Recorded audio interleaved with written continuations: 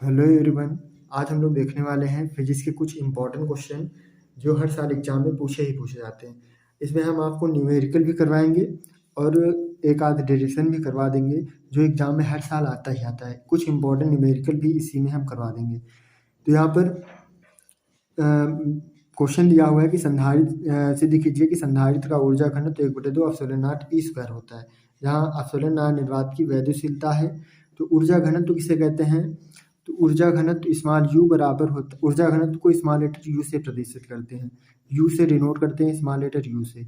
तो small you बराबर किसके होगा? Capital U upon V. चूँकि वी बराबर जो होता है, वी बराबर जो होता है इसमें 1 मान लिया जाता है। तो वी बराबर 1 मीटर क्यूब मान लेंगे। 1 से डिवाइड करोगे तो कितना आ जाएगा? स्मॉल यू बराबर कैपिटल यू आ जाएगा। यानी यहाँ पर आप बता सकते हैं कि परिभाषा इसकी, जब संधारित्र के एकांक आयतन में संचित ऊर्जा को ही ऊर्जा घनत्व कहते हैं। अब कोई भी डेरिवेशन करेंगे उसमें कुछ ना कुछ थ्योरी का पोर्शन लिखेंगे। थ्योरी में यहाँ आपको लिखना है, माना समांतर प्लेटों के बीच का क्षेत्रफल कैपिटल ए व उनके बीच की दूरी स्मॉल लेटर डी है तथा प्लेटों के बीच विभवांतर कैपिटल वी व माध्यम का परावैद्युतांक के है। तब समांतर प्लेट संधारित्र की धारिता का सूत्र होता है C बराबर ε0 K A/D डी होता है। अब देखो यहाँ पर आपको और यहाँ पर ऊर्जा निकालनी है। तो ऊर्जा तो भाई होती है U बराबर हाफ CV²। तो C का मान तो आपके पास है बट V का मान नहीं है। तो आपने फार्मूला पढ़ा है वैद्युत क्षेत्र की तीव्रता E बराबर होता है V/D। E बराबर किसके होता है? V/D। तो यहाँ से V का मान निकालने तो V बराबर यहाँ से आ जाएगा E/D। V बराबर यहाँ से आएगा E/D। तो C तथा V दोनों मान इसमें रख लेंगे तो यहाँ से आएगा 1/2। C का मान है ε0 KA/D इंटू V का मान है E/D। तो V का मान यहाँ पे आपको रख लेना है E/D। तो V का मान देखो यहाँ पर E²D² हो जाएगा। तो E²D² यहाँ से आ जाएगा। अब इसके बाद चूँकि V² है तो दोनों का स्क्वायर यहाँ पर करना होगा। तो E²D² आ जाएगा। D से इसका पावर कैंसिल आउट हो जाएगा। यानी यहाँ से बचेगा क्या? यहाँ से मान बचेगा 1/2 ε0 KA E² D। ये कैपिटल U का मान हो जाएगा संचित ऊर्जा। अब हमें निकालना है ऊर्जा घनत्व। अतः ऊर्जा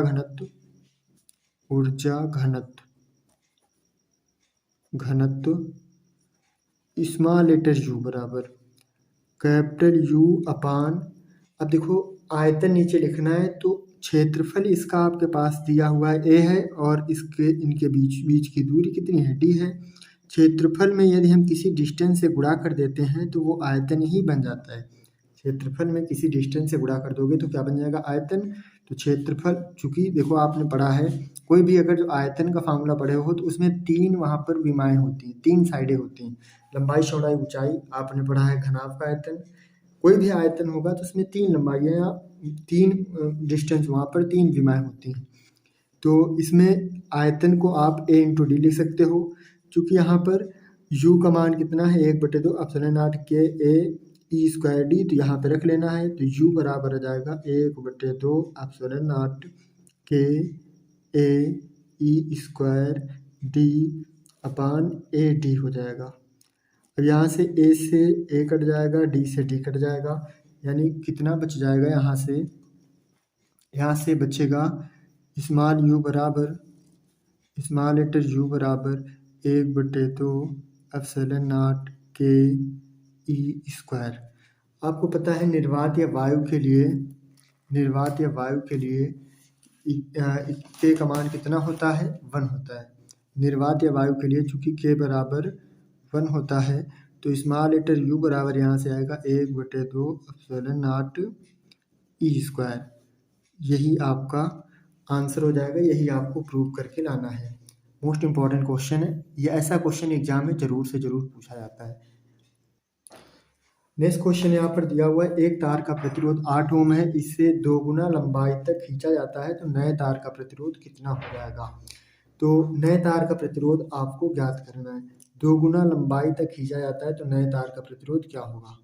तो यहाँ पर आप इसको कैसे सॉल्व करेंगे, चूँकि एक तार का प्रतिरोध यानी R1 बराबर यहाँ पर दिया है 8 ओम, इसे 2 गुना लंबाई से खींचा जाता है तो नए तार का प्रतिरोध क्या होगा। तो देखो यहाँ पर एक फार्मूला याद रखना, जब किसी तार को जब किसी तार का प्रतिरोध R1 है और उसे n गुना लंबाई तक खींचा जाता है तो नए तार का प्रतिरोध R2 क्या होता है। तो ध्यान रखना है R2 बराबर होता है n स्क्वायर R1। R2 बराबर किसके होता है, n स्क्वायर R1। यहाँ पर n का मान 2 गुना लंबाई कहा जा रहा है तो n का मान 2 दिया हुआ है, यानी आपको यहाँ पर फार्मूला लगाना है। सूत्र यहाँ पर होता है R2 बराबर n स्क्वायर R1। R2 का मान हमें तो निकालना है, n का मान यहाँ पर 2 है तो 2 का स्क्वायर कर लो इंटू R1। R1 का मान 8 ओम दिया हुआ है, यानी 2 का स्क्वायर करेंगे तो 4 आ जाएगा इंटू 8, 8 4 जा कितना हो जाएगा 32, यानी नए तार का प्रतिरोध R2 बराबर कितना आएगा 32 आ जाएगा। ऐसा क्वेश्चन भी एग्जाम में ज़रूर पूछा जाता है। अब इसी तरीके हम लोग अगला क्वेश्चन समझते हैं। अगला क्वेश्चन यहाँ पर दिया हुआ है कि एक बेलनाकार तार को खींचकर उसकी लंबाई 10% बढ़ा दी जाती है। लंबाई कितनी 10% बढ़ा दी जाती है तो इस तार के प्रतिरोध में प्रतिशत वृद्धि ज्ञात करो।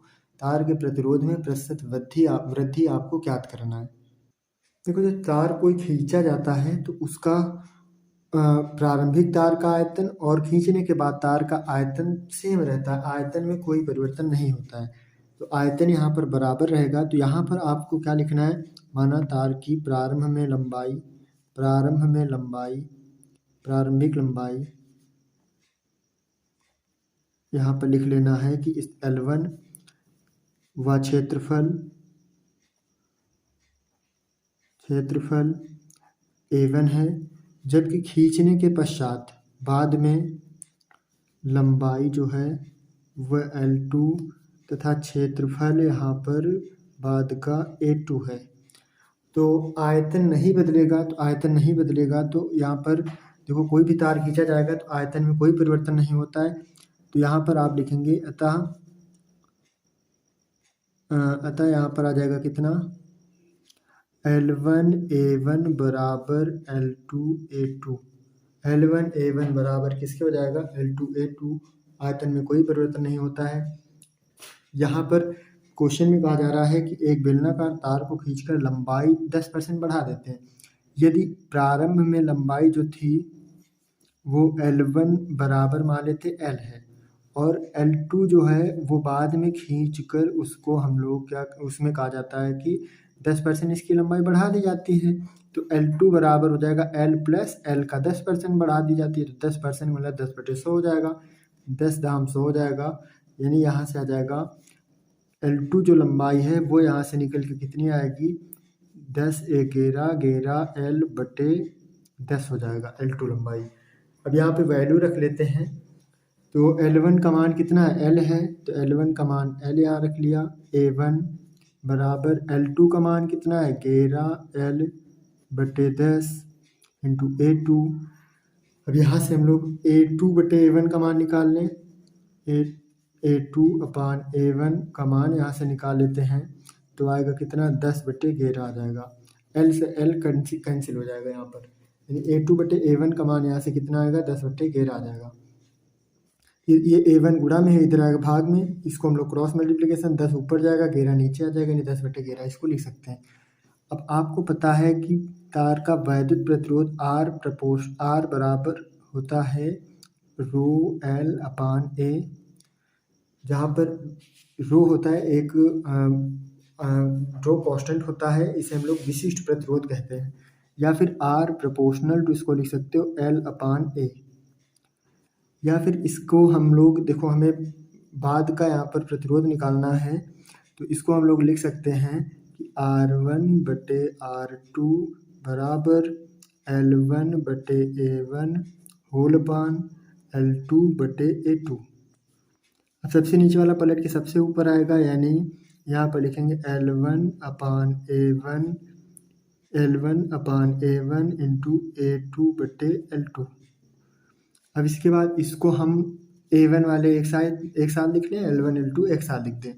तो यानी यहाँ से आएगा L1 बटे L2 एक ब्रैकेट में लिख दो इंटू A2 बटे A1 को एक साथ लिख दिया। अब इसके बाद हम यहाँ से क्या करेंगे, L1 L2 और A2 A1 दोनों के यहाँ पर मान रख लेते हैं। तो मान रखने से यहाँ से क्या प्राप्त होगा, मान रखने पर यहाँ से आएगा L1 का मान आपके पास L है बटे L2 का मान कितना है 11 L बटे 10 गुणे A2 का मान कितना है, A2 का मान A2 बटे A1 का मान आप देख सकते हैं यहाँ पर 10 बटे 11 आप निकाल चुके हो। A2 बटे A1 का मान 10 बटे 11 निकाल चुके, तो A2 बटे A1 का मान 10 बटे 11 यहाँ रख लिया। ये वाला 10 पलट के ऊपर जाएगा, L से L कैंसिल आउट, यहाँ पर आएगा कितना R1 बटे R2 बराबर यहाँ से जाएगा 10 का 10 से गुणा तो 100 बटे 11 का 11 से गुणा तो कितना आ जाएगा 121, 11 का 11 से गुणा कितना आ जाएगा 121 आ जाएगा। आपसे कहा जा रहा है कि तार के प्रतिरोध में प्रतिशत वृद्धि ज्ञात करो। तार के प्रतिरोध में कितने प्रतिशत की वृद्धि होगी, तो प्रतिशत वृद्धि बराबर हो जाएगा यहाँ से प्रतिशत वृद्धि बराबर यहाँ से क्या आएगा, देखो तार पहले कितना था 100 ओम का था, बाद में कितना हो रहा है 121 हो रहा है, यानी तार यहाँ पर बढ़ रहा है 21।